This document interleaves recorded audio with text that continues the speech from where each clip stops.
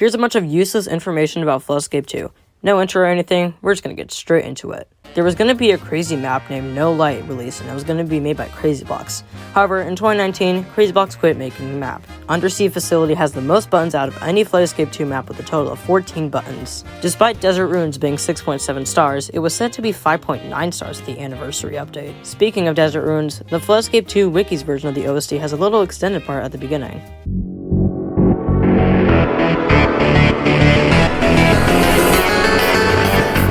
And speaking of the Desert Ruins OST, the old song used for it is called Desert Storm, made by Adam Riley and Martin Irwin. Why are those names kind of weird? According to Evan's Crazy Map Tournament video, the most loved crazy in the game is surprisingly Sandswept Ruins. And just to poke fun at Evan, here's the audience retention for that same video. The easiest map in the game according to the stars is Castle Tides, while the hardest has active volcanic mines. For some reason I thought it'd be cool to subtract the numbers to see what we get, and I got 4.8, which is the star count for Darkside Facility, which is the former hardest map. Speaking of Darkside Facility, it was the hardest map in the game for a whopping 607 days. Some people think Beneath the Ruins is harder, but according to the stars, it's not. If it was harder, Darkside Facility would have only been the hardest map for approximately 149 days. Speaking of Beneath the Ruins, it was originally planned to be hard difficulty. Most of, if not all of the old OSTs for the original maps weren't actually OSTs. They were just random songs that CrazyBlocks thought would fit with the map. There are currently 6 different events in Floodescape 2. There's no certain accurate depiction of which event is the most common, but it's said to be the Fog event. The event that's said to be the rarest is the most recent event, the Mirrored event. Currently, there are 49 permanent maps in the game. If we include the seasonal maps, it goes to 52. The hard difficulty has the most number of maps with 12.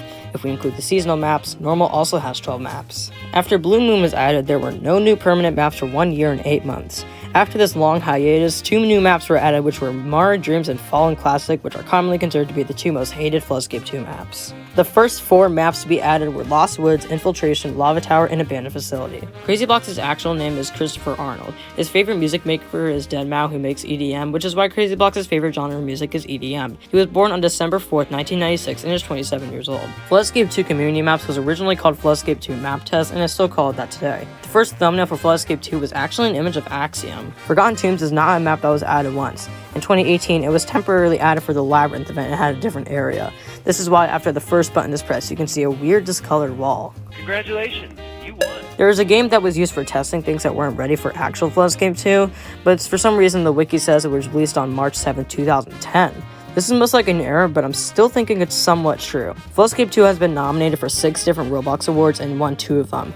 Those were the Best Team Multiplayer Game and Xbox Game of the Year. Okay, let's take a small break for now. Let me just say that you should subscribe. All you need to do is press the white subscribe button.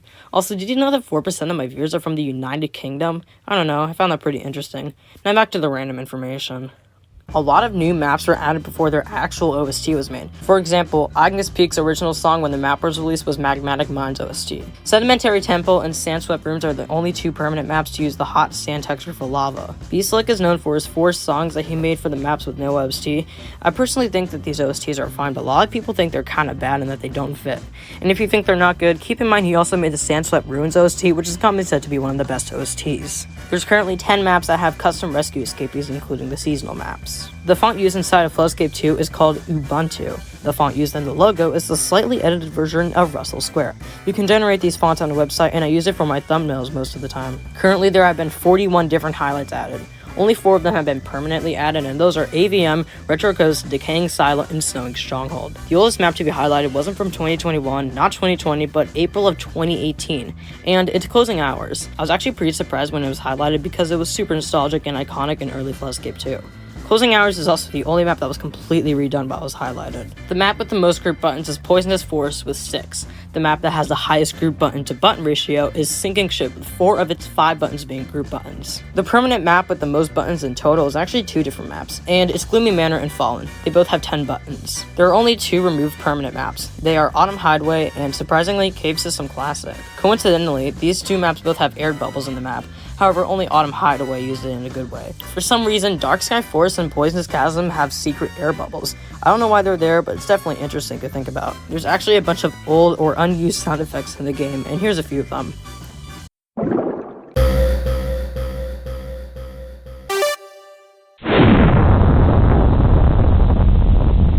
Every single lobby OST was composed by the one and only Nivola. However, the Anniversary lobby was composed by Elite. The first unused Dark Sky facility OST sounds pretty strange and even a little scary.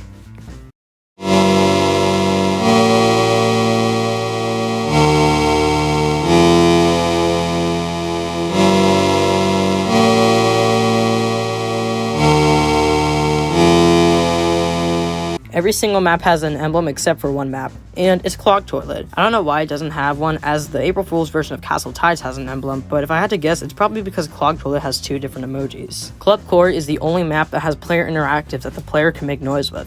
It's prevalent with the piano and other instruments scattered throughout the level. The reason Undersea Facility and Oil Outpost wasn't re-added is because they didn't import into timelines. This just goes to show that only the good maps are imported into timelines. Windswept Valley actually has a sequel called Windswept Peak, which has a difficulty of insane. But then there's another sequel to Windswept Peak called Windswept Temple. On the Roblox Marketplace, there's a model called Decaying Silo 2021 version. It looks like this, but it might actually be fan-made. What's weird is that this model pops up if I misspell something while looking for a model. The most viewed Floodscape 2 video is a video about a formerly very popular map called Bending the Ink Machine with 1.4 million views. At first I thought it was this video, but that's a video about Floodscape Classic. Before the crazy difficulty was added, people thought the 5th difficulty would be named Extreme. Speaking of the crazy difficulty, it was added in map tests a few months before Blue Moon was added. Currently, the most subscribed YouTuber who's made many videos on Floodscape 2 is Twisted Pandora. The formula for finding how many gems you'll get from one Robux is surprisingly complicated. What you need to do is add the amount of Robux for each gem package besides the gift ones. Then divide the finished number by 6 because that's how many gem packages there are. Then do the same thing, this time with the amount of gems you're earning with each package. You'll get these 2 numbers, so then you have to find the average of that and then move the decimal point in between the first digit and the second digit. This means 1 Robux is worth around 3.1125 gems. If we do the same with the coins, we'll find 1 Robux is worth 5.0205 coins. Floodscape 2 used to have an insane lock. It was then renamed to Pro Lock for some reason, and then replaced with the admittingly worse system known as the Intensity system. Crazybox worked on an unnamed Halloween map which was originally going to replace Graveyard Cliffside, and it was called, well, Unnamed Halloween Map. Crazybox also worked on a map called Unnamed Cave Map. There's only a 7-second video that proves the map exists, and honestly it looks pretty cool and creative. If someone is a great creator, they should create a map like this. I'd love to see a full version. Along with those other unnamed maps, we have Unnamed Underwater Map. There's only 1 screenshot in 8 videos that proves the map exists, but all the videos are private. And to be honest, this screenshot isn't really helping me out. Cursed Jungle actually has 2 rescue spots. The first one is near the bridge, while the second one is on the platform in the second section. The former font for Floodscape 2 was named Highway Gothic. Toxic Woods isn't just a remade version of the in-game Poisonous Forest. It's just a green version of Poisonous Forest version 3, which isn't in-game. Lava Tower was actually inspired by a stage in the game known as Rayman 2 The Great Escape. Speaking of Lava Tower, it's the first map to ever start with the liquid being lava. When Windswept Valley was first highlighted, people were surprised that the max time was 3 minutes. This was later changed, but I'm not sure why it was 3 minutes. When Sandswept Ruins first released, it used Sedimentary Temples OST. However, in Floodscape 2 Community Maps Legacy, it used Poisonous Chasms OST. Relic Valley is the first map to have more than 1 zipline. Using our equation to find how many gems you're getting for a Robux, we can find out that $1 is equivalent to around 61 in-game gems. If you reach the end of the map first, you'll receive extra XP and coins. If you're gonna buy VIP, do it in Retro mode.